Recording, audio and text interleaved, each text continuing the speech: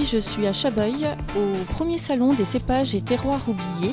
Est-ce que vous pouvez m'en parler un petit peu de ce premier salon ? Le salon, c'est qu'on se baladait un petit peu avec un monsieur qui s'appelle Michel Bain, qui fait partie de l'équipe. On se retrouvait dans les salons, on se croisait comme ça. Et chaque fois qu'on se croisait, on se disait, on fait un salon à Chabreuil. Donc ça a duré quelques années. Et puis on trouvait que c'était un peu la question était un peu ridicule. Donc du coup, on s'est dit, allez, on y va. Et c'est vraiment parti de là, quoi. Alors il y a eu une association donc, qui a été créée en décembre 2014. Voilà. On a eu du mal à trouver du monde. Petit à petit, on a recruté. Et puis on voulait quand même un salon qui sorte un petit peu de ce qui se fait autour dans la région. Il se fait des belles choses. Alors on était parti sur l'idée d'abord d'un salon de vignerons, première idée. Après on s'est dit, on va aller chercher les vignerons un peu autour de nous, voir ce qui existe. Et là en Isère, en Savoie, Jura, on a découvert des vignerons qui faisaient des cépages oubliés. Et c'est quelque chose qui nous a intéressés parce que c'est en train de se mettre en place, c'est nouveau, quelque chose d'innovant, d'assez singulier. Donc on a fait des recherches et petit à petit on est rentré vraiment dans cette idée, dans cette thématique et on y a foncé dedans complètement, quoi. Voilà. Et est-ce qu'il y en a en Drôme-Ardèche alors, des cépages oubliés ? Alors, la Drôme, il y a Suze Sucré, le domaine Bellon, mais c'est plus un cépage oublié, c'est-à-dire que son cépage qui s'appelle la clairette, on en fait de la clairette. Lui, il en fait un vin sec blanc. Et donc, de moins en moins, il y a de ce vin-là. Il appelle l'oublié, d'ailleurs, son vin. Hein. On a quelqu'un comme Pascal Jamet, alors c'est du territoire oublié, lui. Hein. Il a remis un territoire en place. Il fait des expérimentations sur la Durésa, sur des choses comme ça. Depuis 7-8 ans, on essaye donc de cultiver le Durésa. Alors, le Durésa, qu'est-ce que c'est ? Alors, le Durésa, c'est un vieux cépage local, enfin très local, parce que son ancrage, visiblement, il est très ancien. Et on n'en a jamais trouvé de trace ailleurs que dans un périmètre entre Tournon, Saint-Vallier et Annonay. Ce cépage a connu un regain de notoriété ou d'intérêt depuis qu'on a décrypté le génome de la vigne, et ce qui a permis de connaître les parentés des cépages cultivés. Et on s'est aperçu que la Syrah, qui est quand même le cépage roi de référence de notre secteur, avait pour parent le Durésa. Voilà. Pour père, a priori, et comme mère, la Mondeuse Blanche. Dans certains cas, par exemple, le Durésa, on ne connaît pas ses parents. C'est 2 X qui lui ont donné. Il est né sous X. Voilà. Tout ce qu'on sait, c'est qu'il est plus vieux que la Syrah, forcément. Et donc, présent sur le territoire depuis sans doute vraiment très longtemps. Moi, je suis installé depuis à peu près 2001. J'étais technicien viticole. Sur Lyon, et puis ça s'est passé comme ça. J'ai commencé à planter une vigne ou deux, puis j'ai commencé à faire du vin, et puis après c'est l'escalade. L'escalade jusqu'où ? Jusqu'à en faire son métier. On fait une partie de nos vignes au cheval. Alors c'est un prestataire de service qui passe entre 3 et 4 fois par an pour travailler les sols. Voilà, donc ça, il faut quand même des terrasses assez larges et puis accessibles. Moi, pour ma part, c'est vraiment un sujet qui m'intéresse. Donc, on a certains confrères, par exemple, sur le salon, on peut voir aujourd'hui des gens qui s'intéressent aux amphores, des gens qui s'intéressent aux vins sans soufre. Voilà. Donc après, l'important, c'est de faire son métier avec l'intérêt et la passion qui nous anime. Et Quévry, ce sont des amphores qui sont enfouis dans le sol. Juste le col qui sort, fermé avec un couvercle en bois, dans lequel on met, à mon avis, d'après ce qu'elle m'a donné, une centaine de litres dedans. Eux, ils en quand font... même. Oui. Et le vin est élevé là. Alors ça lui donne un goût tout à fait particulier, suffisamment étonnant, et parce que les amphores étant, c'est un matériau qui est poreux, et vu la porosité, vous rentrez de l'humidité, vous avez de la terre, il rentre plein de choses dedans. Et très intéressant parce que vous avez des goûts complètement différents qu'un élevage en fût ou autre. Mais ça a le mérite en dégustation de découvrir quelque chose de totalement nouveau et surprenant. Ce qu'on trouve les Quévry, alors à l'origine, à l'heure actuelle, les dernières découvertes par rapport au vin, ils ont trouvé des grains de raisin en Géorgie à 6000 ans. Donc ils pensent que le vin a démarré ici. Et ils élevaient effectivement les vins dans des cèveries, dans des grandes amphores. On est à l'origine du vin, au début du vin, au départ du vin. Voilà, donc c'est quelque chose qui est intéressant. En fait, le coteau de la vallée du Gier, donc pour situer, c'est entre Saint-Étienne et Givors. Donc on est à cheval entre le Rhône et la Loire. Donc on a des très beaux coteaux exposés plein sud, où la vigne était déjà beaucoup plantée dans les années 50, puisqu'il y avait encore 1 millier d'hectares à cette époque.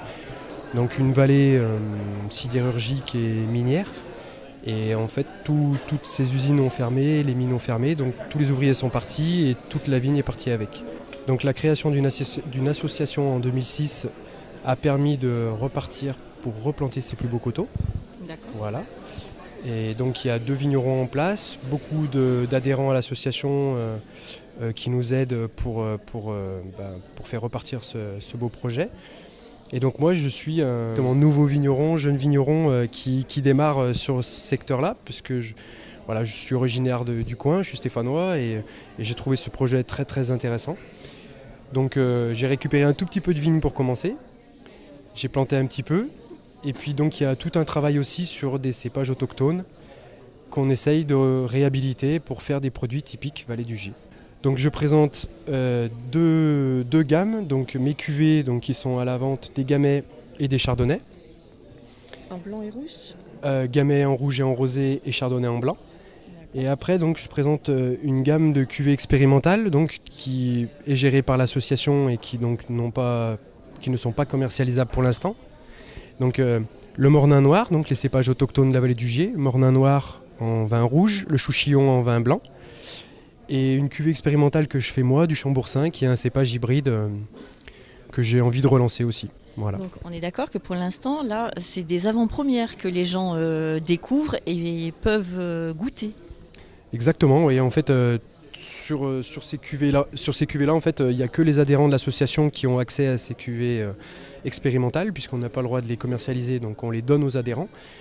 Et donc là, je fais profiter un petit peu les gens de Chabeuil et de la région de ces cépages nouveaux. Et puis, en même temps, des vins rares aussi, puisque mes vins des Coteaux du Gier sont quand même peu connus. Donc voilà, on fait découvrir tout ça ici. Là, sympathiquement. Voilà, exactement, dans la convivialité.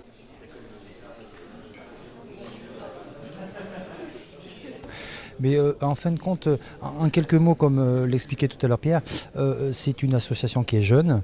Et du coup, en faisant appel à des personnes autour de lui, il a su un peu créer justement une saine émulsion.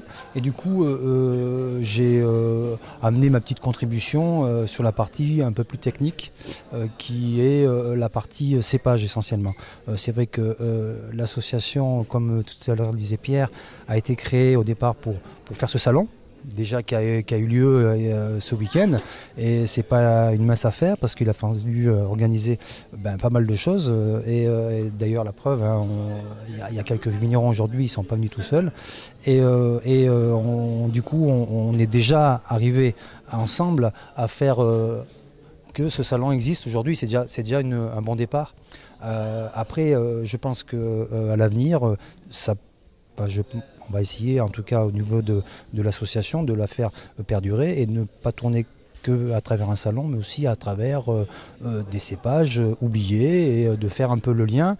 D'ailleurs, à ce sujet, cette année, grâce à l'association, j'ai pu faire une vendange d'une des dernières vignes de Chabeuil et d'une vieille famille de Chabeuil. C'était très intéressant parce que du coup, ça m'a permis justement de participer et ça me rappelle les vendanges en famille avec les grands-parents. Donc c'est aussi ce lien qu'on a aujourd'hui entre des vignes et une façon de faire qui se perd. Et on aimerait peut-être un peu les sauver. Enfin, en tout cas, il faut à un moment ou un autre sauvegarder ce qui nous reste et on essaie de faire au mieux. C'est le premier salon, d'où son nom. Et donc, il nous faut tout inventer comme organisation. On y arrive jusqu'à maintenant. On s'en sort à peu près bien. On a peu de vignerons pour nous représenter, ce qui est dommage. Mais enfin, on a tellement d'espoir pour les années futures qu'on va parfaire notre organisation. Pour nous, c'est vraiment un grand plaisir d'organiser quelque chose autour du vin, des cépages oubliés certes, mais aussi en étant amateur tout simplement, ni professionnel ni rien. on s'apprête à organiser quelque chose qui va surprendre au départ, parce que les gens viennent un petit peu étonnés de ce qu'ils vont trouver. Mais on espère que, au fil du temps, dans 20 ans, on n'aura peut-être pas assez de place dans cette salle. Au détour du salon, je vous ai rencontrés, enfin tous. Voilà, notre classe, une partie de notre classe, voilà. Une partie de la classe. Tout à fait. Et donc, vous êtes en mention complémentaire. Sommellerie, tout à fait. Et vous le faites où? À Tel-Hermitage. Eh bien, on est venu déguster des vins atypiques. Parce que nous, on nous apprend à déguster des vins par région avec des cépages donnés. Donc, par exemple, à la région, on va parler de la Syrah, on va parler de la Marsanne, de la Roussanne. Et c'est vrai qu'il y a des cépages qu'on cultive plus et dont on n'a plus le goût, on n'a plus le palais. On les a oubliés. C'est très intéressant de venir les goûter pour voir autre chose, voilà, pour goûter autre chose. On rencontre des gens passionnés, des gens très intéressants avec des vins atypiques. Et c'est vraiment le but de cette venue ici aujourd'hui. Parce qu'en tant que professionnel, si vous voulez, nous on est amené à faire des dégustations quasiment tous les jours. Donc tous les jours on va déguster 7, 8, 10, 20 bouteilles, c'est vraiment très aléatoire, tous les week-ends. Et il faut bien dans notre métier qu'on prenne ce côté-là, l'alcool, qui est génial, hein, mais qu'on le recrache. Voilà, on vient déguster, pas boire. On boit le week-end avec les copains, mais c'est comme un travail, pour nous c'est un travail. Donc là, vous êtes en formation jusqu'à la fin de l'année, jusqu'au mois de juin à peu près. Mai-juin. Après, vous allez obtenir votre diplôme et ça va vous ouvrir quelle porte? Il y a plusieurs secteurs. Alors, soit on continue les études, donc il y a des BTS, il y a des licences pour ceux qui ont déjà des BTS.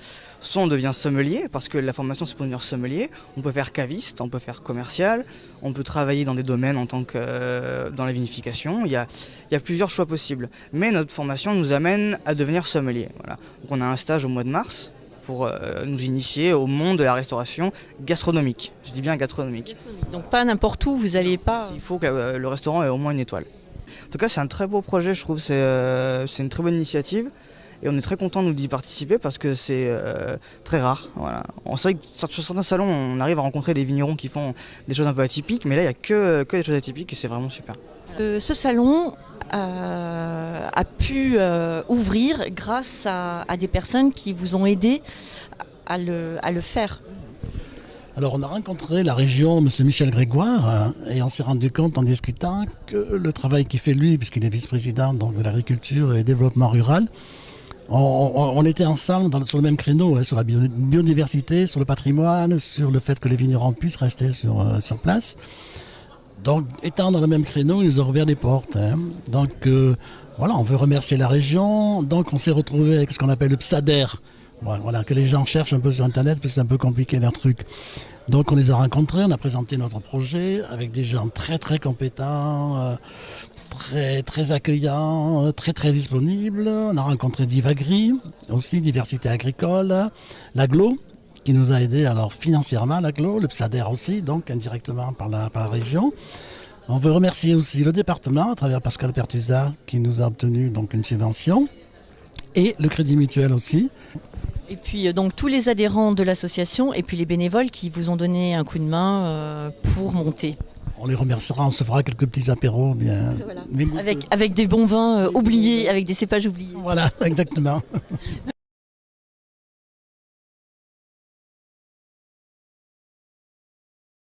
Quand on dit qu'on travaille, notre travail c'est notre passion c'est notre travail. Donc finalement, on ne travaille pas, on est des passionnés avant tout.